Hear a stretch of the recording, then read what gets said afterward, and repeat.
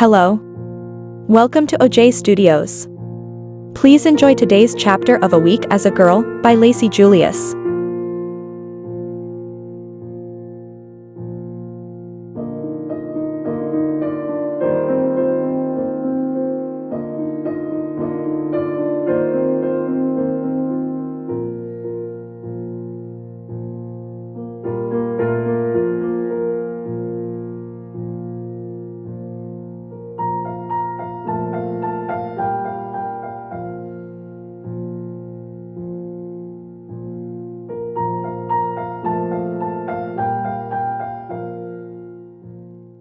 I walked into the room and sighed. There laying on my bed in front of me was a pink dress and other pieces of clothing folded neatly on the bed.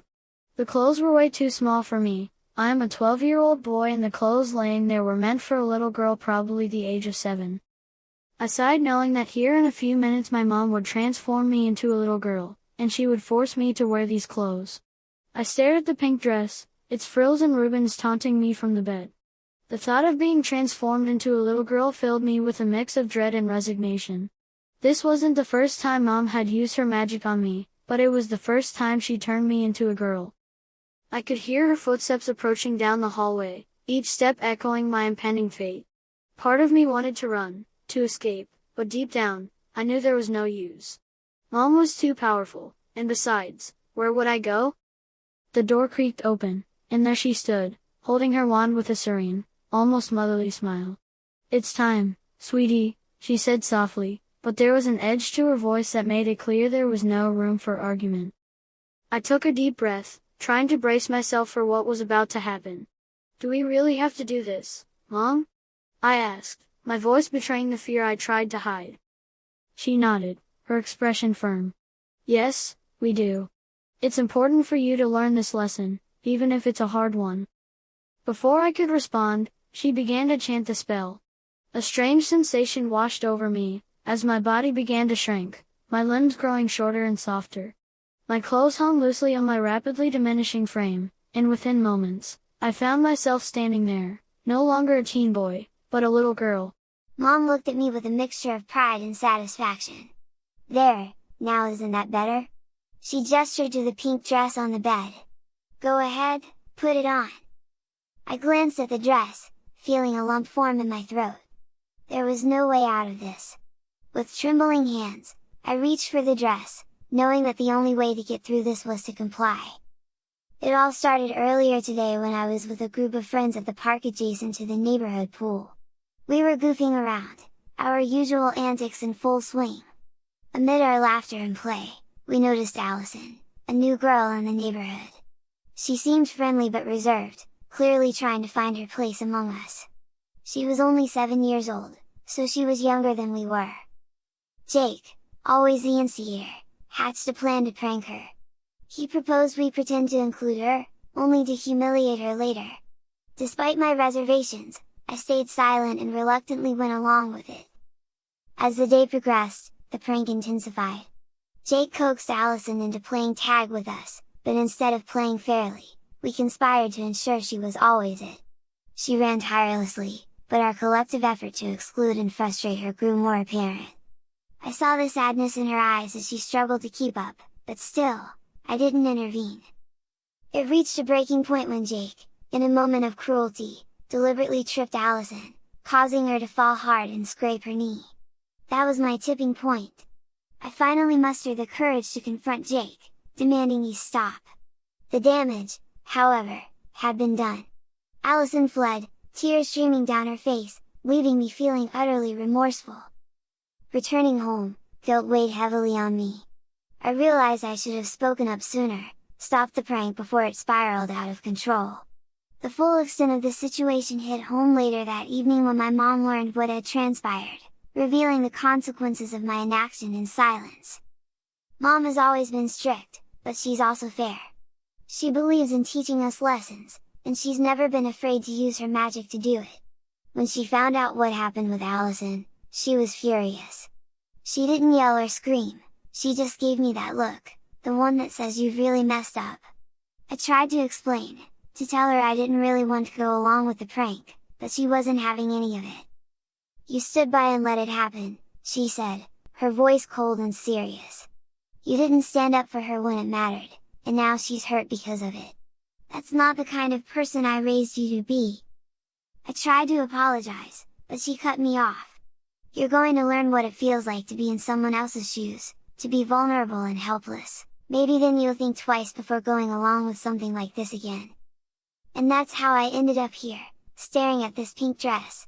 I am now the same age as Allison, and I know that I'm about to spend the next week as a little girl.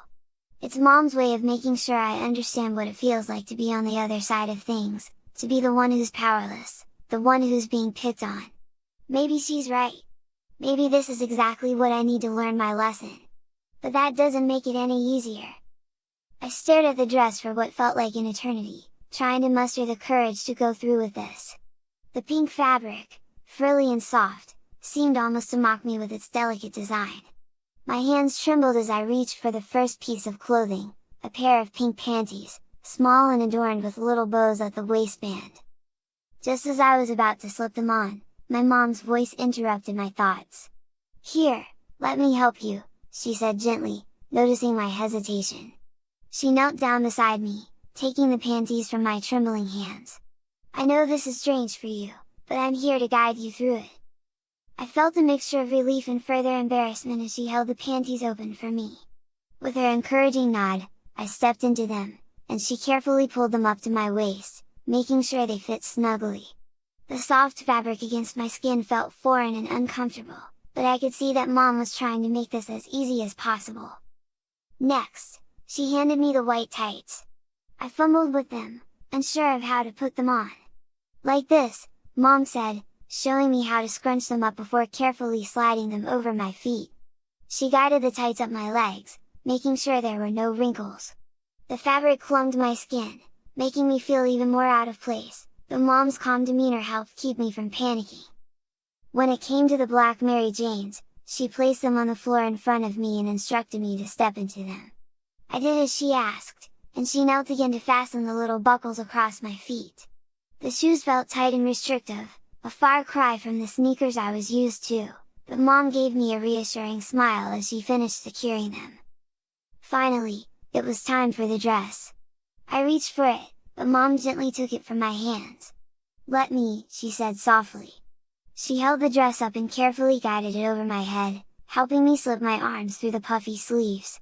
The fabric felt heavy as it fell into place around me, the skirt flaring out with its layers of frills and lace. Mom stepped behind me and zipped up the dress, the final act sealing my transformation. I could feel her adjusting the fit, smoothing out the wrinkles, and making sure everything was in place. When she was done, she turned me towards the mirror. "There," she said, placing a bow in my hair that I hadn't even noticed she was holding. "Now you look just right." I stared at myself in the mirror, the reflection that stared back at me was unrecognizable, a little girl dressed in pink, with wide, uncertain eyes and a face flushed with embarrassment. The pink dress, with its ribbons and bows, seemed to engulf me, making me feel even smaller and more vulnerable. Mom stepped forward, her gaze softening as she took in the sight of me fully dressed. She adjusted the hem of the dress once more and then placed her hands on my shoulders, giving them a gentle squeeze. "You're doing well," she said quietly. "I know this isn't easy, but it's important." I didn't respond. I couldn't. All I could do was stand there, feeling the weight of the situation settle over me like a heavy blanket. This was my reality now, at least for the next few days. A reality where I was no longer the teen boy I'd been yesterday, but a little girl learning a hard lesson about empathy and understanding. "Now, Katie," Mom said to use my new girl's name instead of my boy's name. "You will stay as a girl for a whole week." As I followed Mom down the stairs, the reality of my situation started to sink in. It was summer break, and while most kids my age were enjoying their freedom, I was about to spend the week as a little girl named Katie. The thought of facing my friends, or worse, running into Allison, while dressed like this made my stomach churn. As I followed Mom down the stairs, each step felt strange and awkward. The dress, with its layers of frills and lace, rustled with every movement, the fabric swishing against my legs in a way that felt alien to me. The skirt flared out slightly as I walked, causing the dress to sway with a strange weight that I wasn't used to. The tightness of the dress around my chest and the way it cinched at my waist made every breath feel deliberate, as if the dress was hugging me too closely. The puffy sleeves brushed against my arms with each step, their frills adding a ticklish sensation that only heightened my discomfort. The white tights clung to my legs like a second skin, making each step feel oddly constrained. I could feel the fabric stretch and shift with every movement, a constant reminder of the unfamiliar clothes I was now wearing. The Mary Janes on my feet were stiff and unyielding, their small heels making me feel unsteady, as if I might topple over at any moment. With every step, I was reminded of the transformation, the dress acting like a constant reminder of the lesson I was being forced to learn. The pink fabric felt almost oppressive, its softness contrasting sharply with the harsh reality of the situation. The ribbons and bows that adorned the dress seemed to mock me with their delicate beauty, as if they were saying, "This is who you are now, whether you like it or not." Each movement in the dress felt exaggerated, making me hyper-aware of how I must look and sound. The swish of the skirt, the rustle of the fabric, and the click of the Mary Janes on the floor were all new sensations, and they only served to deepen the sense of humiliation and vulnerability that I felt. I couldn't help but feel like I was walking through a dream, or rather, a nightmare, where every step took me further away from the person I used to be. The dress was more than just clothing, it was a constant reminder of the lesson I was supposed to learn, and with every movement, I felt the weight of that lesson pressing down on me. Mom suddenly stopped at the bottom of the stairs, and before I could ask why, she pulled out her phone.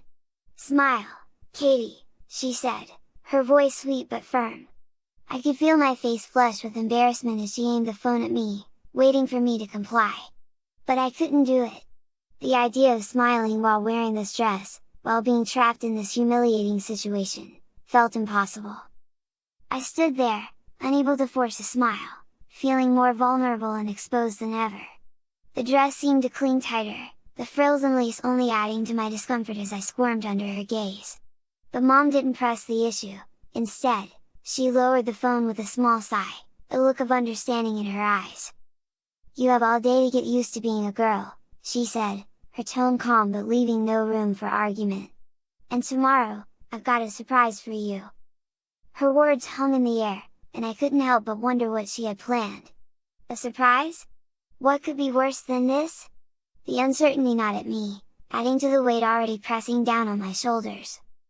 As I followed her further into the house, the swish of the skirt and the rustle of the fabric continued to remind me of the situation I was in. Mom led me to the dining room where I sat in my spot at the table. Mom then walked into the kitchen and started preparing dinner. As I sat there, listening to the sounds of Mom moving around in the kitchen, I couldn't help but feel the dread building inside me. The thought of facing a whole week like this, of being forced to play the role of Katie, filled me with a mix of frustration, embarrassment, and something I couldn't quite place. Maybe it was a lesson Mom was trying to teach me starting to take root, or maybe it was just the overwhelming sense of helplessness. The minutes ticked by slowly as I waited, each rustle of the dress reminding me of how much my life had changed in such a short time. The pink dress, once just an inanimate object on the bed, had become a symbol of my new reality, a reality where I was no longer in control, where I had to learn to navigate the world as someone else, even if just for a week. When Mom finally brought out dinner and placed the plates on the table, she looked at me with a gentle smile, as if she understood how hard this was for me. But there was also a determination in her eyes, a resolve to see this lesson through to the end. "Eat up, Katie," she said, her tone soft but firm. I nodded silently, picking up my fork with trembling hands. The food in front of me was familiar, but everything else felt so foreign, so wrong.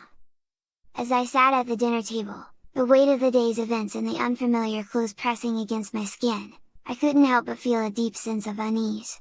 The clinking of utensils and the hum of the evening filled the air, but all I could focus on was the swoosh of my dress with every slight movement. The food in front of me, usually a comforting sight, felt like just another reminder of how drastically my life had changed. Mom watched me quietly as I pushed the food around on my plate, her expression a mixture of patience and resolve. She was giving me time, but I knew that this week would be a test, a challenge to see if I could truly understand the lesson she was trying to teach. The evening dragged on, each moment feeling heavier than the last. After dinner, Mom suggested that we watch some TV together, something I used to enjoy. But now, the thought of sitting on the couch in this dress, trying to pretend that everything was normal, felt almost unbearable. I hesitated, but the look in her eyes told me that she expected me to join her. I followed her to the living room, the frills of my dress brushing against my legs as I moved. Mom sat down on the couch, patting the spot next to her. Reluctantly, I sat down, trying to ignore the way the dress puffed out around me as I did. The TV flickered to life, and Mom flipped through the channels until she found something light and cheerful. It was Inside Out, a movie I would have normally enjoyed. But tonight, I wondered if the emotions in the film were true, what would they be doing right now? As the movie played, I found it hard to concentrate. My mind kept wandering back to the events of the day, to Allison, and the guilt that gnawed at me. I couldn't help but wonder what she was doing right now, if she was still upset, if she was thinking about what happened as much as I was. The thought made my chest tighten with a mix of regret and shame. Mom glanced at me occasionally, as if she could sense the turmoil inside me. She didn't say anything, just let the movie play on, but her presence was a constant reminder that this was far from over. Eventually, the movie ended, and the house fell into a quiet stillness. Mom turned off the TV and looked at me with a soft smile. "Time for bed, Katie," she said, her voice gentle but firm. I nodded, feeling a lump form in my throat as I realized that this day, this nightmare, was about to end, only for me to wake up tomorrow still trapped in this form. The thought of spending another day as Katie, of facing whatever surprise Mom had in store for me, filled me with dread. As I made my way to my room, the dress rustling with every step, I couldn't help but feel a deep sense of resignation. This was my life now, at least for the next week, and there was nothing I could do to change it. All I could do was try to survive it, to learn whatever lesson Mom was trying to teach me, and hope that, in the end, I would come out of this a better person. As the day finally came to an end, I stood in front of the mirror in my room, still wearing that humiliating pink dress. My mom quietly entered the room, her soft smile doing little to ease the discomfort churning inside me. "Let's get you ready for bed," she said gently, reaching out to unzip the back of the dress. I stood there, feeling the cool air on my skin as she carefully peeled the dress away from my body. It slid off my shoulders and down to the floor, and I stepped out of it, watching as she folded it neatly and set it aside. Each layer of that frilly outfit felt like it was stripping away another piece of my dignity. I couldn't decide if I was more relieved or embarrassed to be out of it. Mom handed me a pastel-colored nightgown, the fabric soft and light in my hands. "Here, sweetie," she said, holding it open for me. I hesitated for just a second before slipping into it, feeling the smooth fabric settle around me. It wasn't as constricting as the dress, but it still felt foreign and uncomfortable. As the nightgown fell into place, I couldn't help but feel a sense of finality. This was who I was now, at least for the next few days, a little girl in a nightgown, getting ready for bed under my mom's watchful eye. "Into bed now," she said softly, guiding me toward the bed. I climbed in, the cool sheets brushing against my legs as I settled down. Mom pulled the covers up to my chin, tucking me in with the same care she had shown earlier. I lay there, staring up at the ceiling, my mind racing with everything that had happened. Mom sat down on the edge of the bed, gently brushing a strand of hair away from my face. "You did well today," she said quietly, her voice soft but firm. "I know this is hard, but it's important that you learn this lesson. I want you to think about what happened today, about how Allison must have felt, and what you can do to make things right." I nodded silently, unable to speak. The day had been overwhelming, and the thought of facing another like it made my stomach churn. But even though I didn't want to admit it, I knew deep down that Mom was trying to teach me something important. She leaned down and kissed my forehead. "Good night, Katie," she whispered. "We'll talk more in the morning." With that, she stood up and quietly left the room, leaving me alone with my thoughts.